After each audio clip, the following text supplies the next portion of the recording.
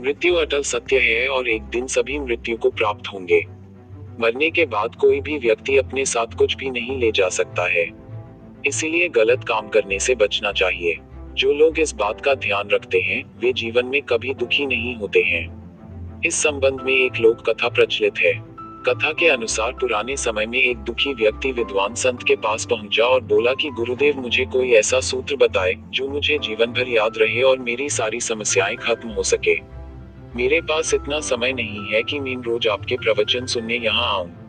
संत ने उसकी बात ध्यान से सुनी और कहा कि ठीक है, मेरे साथ चलो।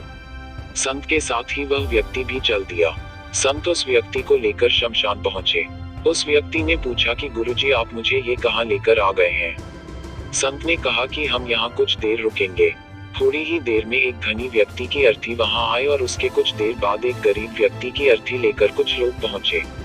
अमीर और गरीब दोनों लोगों के शवों को शमशान में जला दिया गया।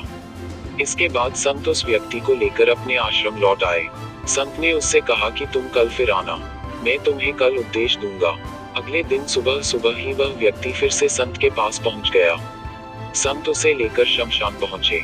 संत ने अमीर की चिता से एक मुट्ठी राख उठाई और एक मुट्ठी राख गरीब की चिता से उठाई। दोनों मुट्ठियों की राख दिखाते हुए संत ने कहा कि ये देखो, अमीर हो या गरीब, दोनों एक समान हैं, दोनों में बिल्कुल भी अंत नहीं है।